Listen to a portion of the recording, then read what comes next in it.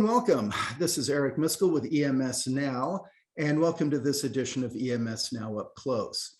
It's my pleasure today to be speaking with CH Khoo. CH is the Director of Design Engineering with PCI Private Limited.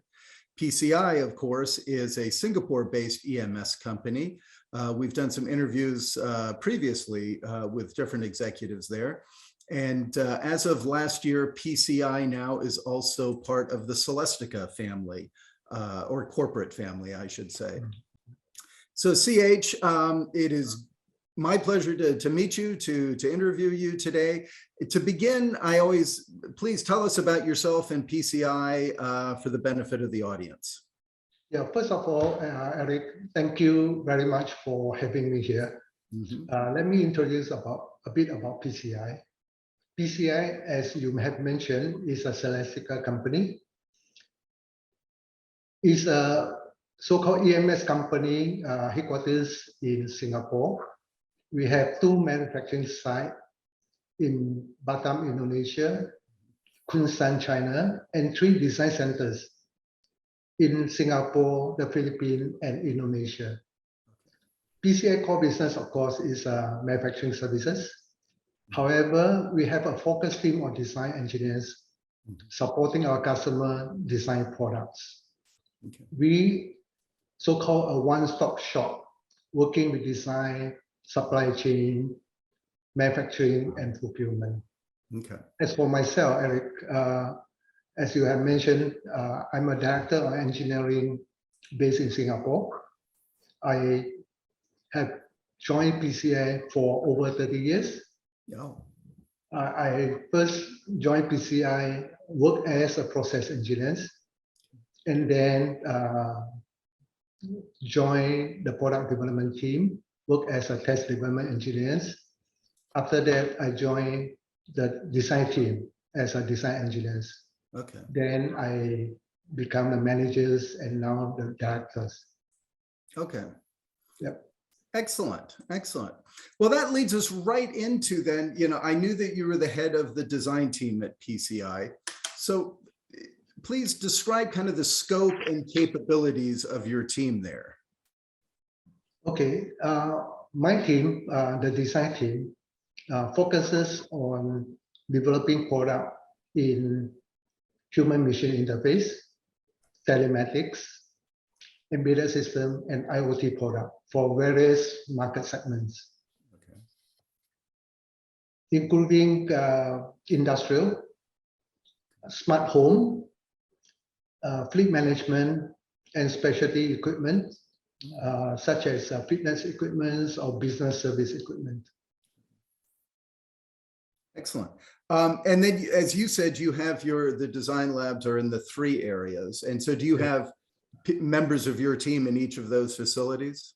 Yes, correct. Yeah, we have about 20 engineers in Singapore, about another 20 engineers in the Philippines, and about 15 to 17 engineers in Indonesia, yes.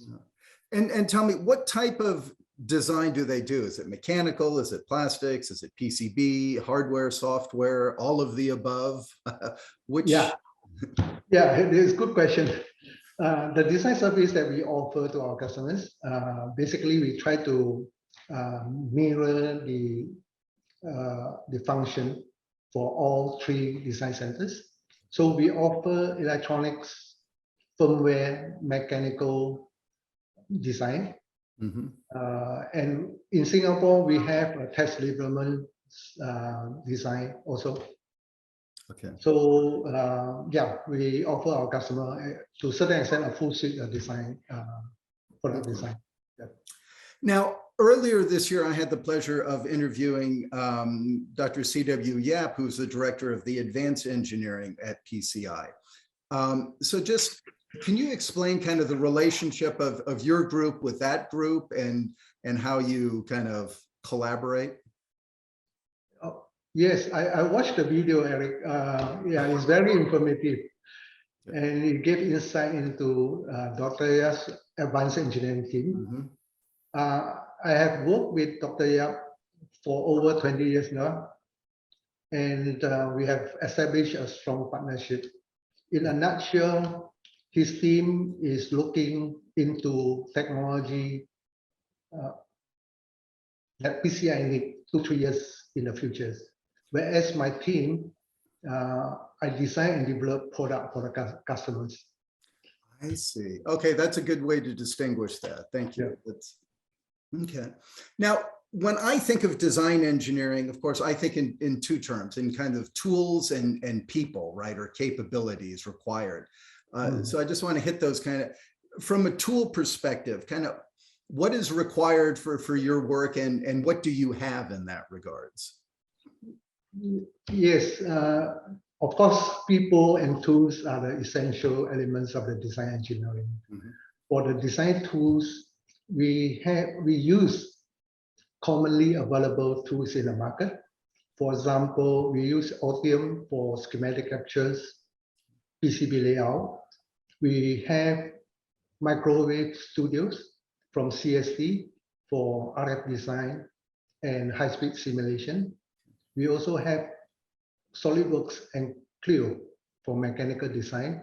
For simulation software, we have like CFD and SolidWorks simulation. Okay. Yeah. But also, we also have a full suite of what we call a design verification tool.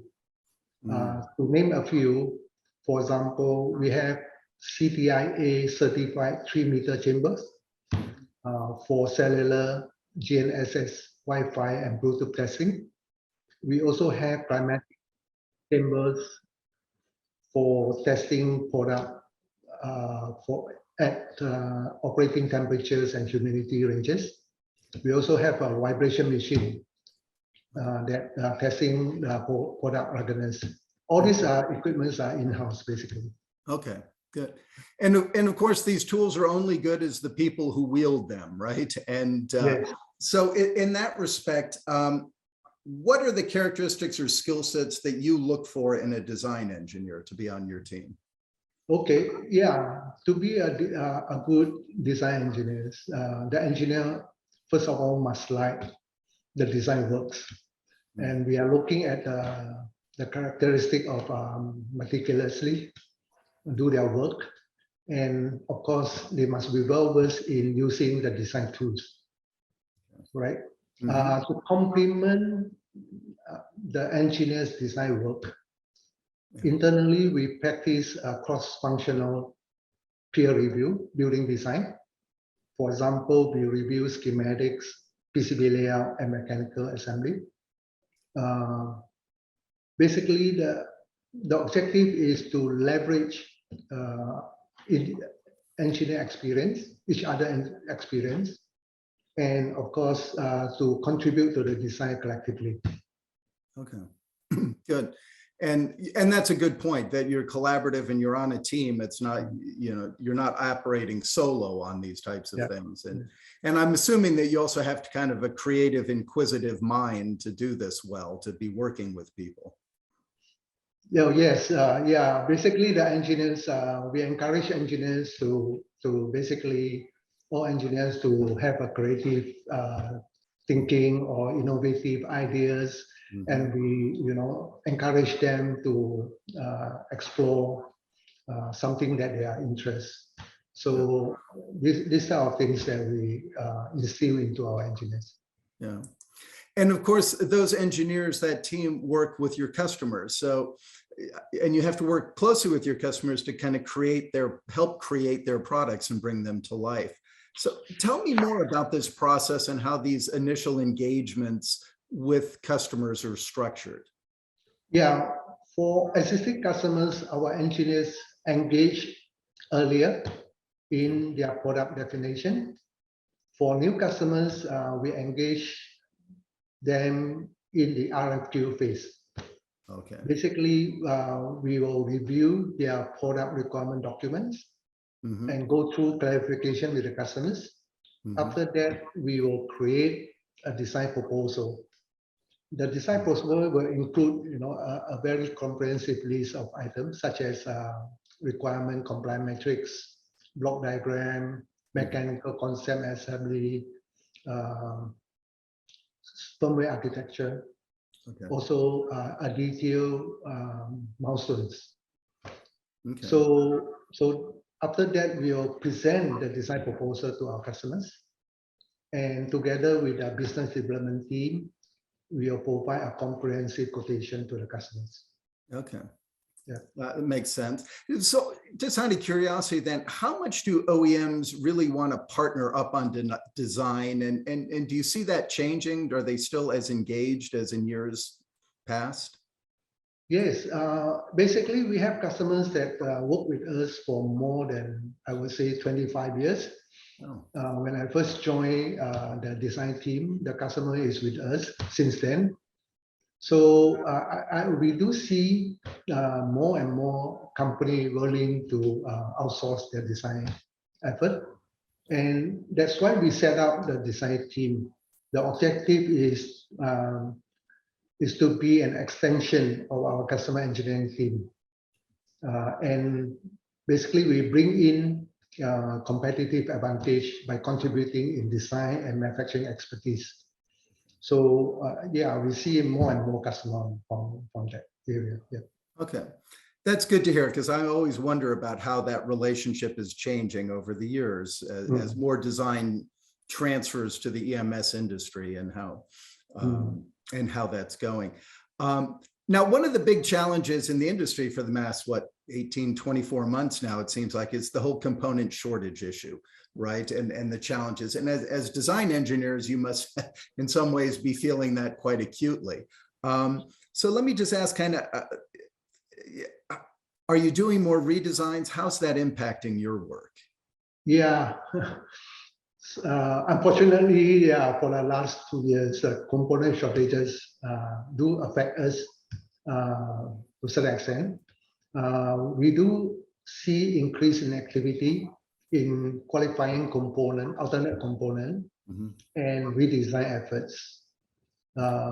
Fortunately for PCI, because during the design phase, we always want to design with component that we commonly use in our factories, and make sure that the component is available. So far, the increase in activity is still manageable. Okay. Yeah. And I guess the challenge is to be able to respin fast enough to deal with the demands and the changes, right? Okay. Yeah, that's why we have internally, we have these design verification tools. When we need to qualify alternate components, we can, using our internal facilities to quickly test and verify the components before proposing to our customer. Okay. Now, when I mentioned before, I think in terms of tools and people when I think of design engineer, but then I think of all the acronyms of the different types of design that there is, with the whole what we call DFX, right? Design for manufacturing, postponement, whatever it is. Which of those various ones do you provide, and which do you consider maybe the most crucial? Yeah, design for manufacturing, testing, and assembly is crucial for us, basically in electronic manufacturing. But we do practice, for example, design for serviceability, design for component availability, and design for reliability, because we serve multiple market segments. So each segment have their own flavor to a certain extent. I see. And the term I've heard more recently in the last probably 6 months and before is this whole concept of design for disruption, right? It's become popular, and I'm just curious how you view that concept. Okay, design for disruption is a very interesting topic. It has been widely used for technology or products that change the user experience or behavior. For me, I think of anything that improve the customer's experience and bring value to customers are part of the design for disruption. So this design for disruption is very relevant to PCI. We constantly explore and innovate into what's next and what's new for our customers. And also we improve ourselves, our skill set, to stay in tune with our core competency so that we can bring, maximize the value for the customers. So it's a customer serving thinking that we are thinking of. Yeah. And it's interesting, and I appreciate that, because when I first heard the concept, it's like designed for disruption, but you don't know what the next disruption is. So you're designing for the unknown in some way, right? And maybe that's where the concepts of flexibility and resilience and speed kind of play in there, right? Those core characteristics of a company. Yes. Basically, once we look into what's next and what our customer needs, then we can bring the product quickly to the market for the customers, and we create a value experience to the customer. Okay. Yeah. Now, I mean, and design for disruption spoke to us a particular challenge that's been, impacting the industry for a few years. But what are the other challenges that you see in the area of design engineering that you think are important to consider? Yeah, the challenges that we always see throughout the years, beside the electronic manufacturing or electronic technology evolve very fast, and the team need to pick up and always catching up with the technology. I also see that recruiting for talents is a challenge for us also. That's why we set up 3 offices in the region, Southeast Asia region, and we are tapping the regional talents so that we can bring value to the customers. Okay. And in that sense, you mentioned one too with the manufacturing. There is this kind of vertical integration that's occurring with design and manufacturing, whereas before they used to be very distinct. They seem more blended and interconnected these days. How do you view that? Oh yeah, basically I see an advantage for EMS company with design capability. Basically, it simplify the customer supply management. You just come to a EMS company that have design capability. The company will develop the product for you and manufacture and fulfill your need. So PCI is in an excellent position, especially for the last 3 years. We see a constant growth in this opportunity. So we do plan to increase our resources and plan for growth for the next 2-3 years to come.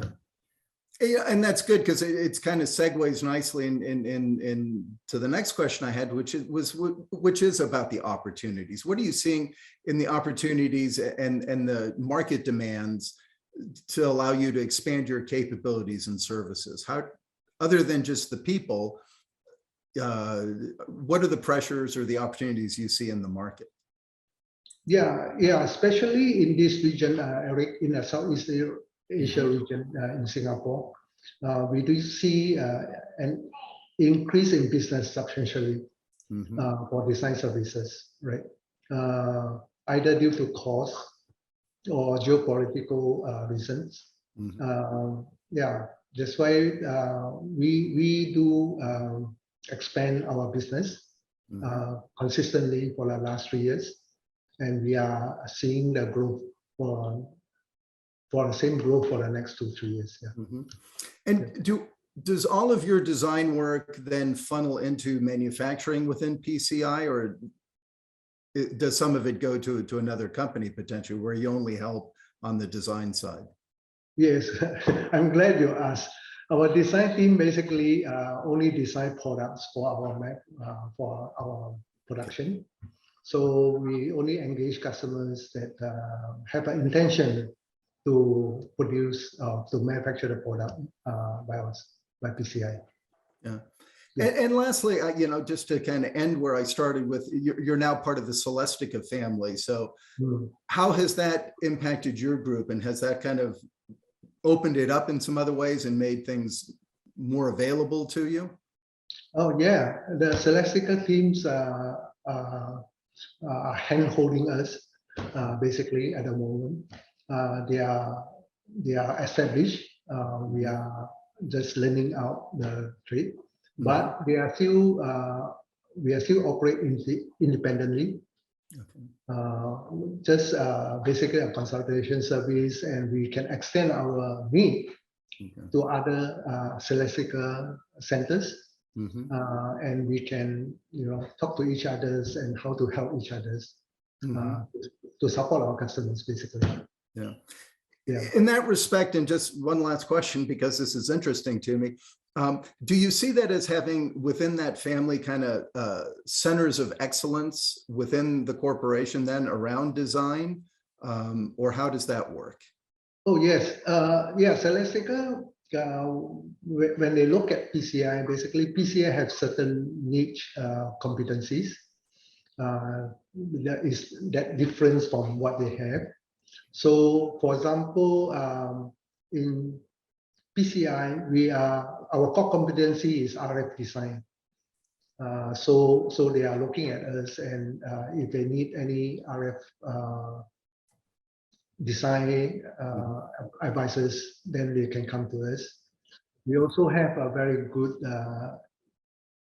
experience in embedded systems, for example, Android OS or software development.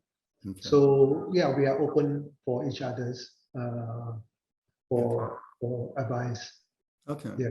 Yeah, and that's good. And I could see where that could service some of your existing customers more if they needed help in areas where Celestica is strong. Now you're able to leverage that for the benefit of the customer. Yes, yeah.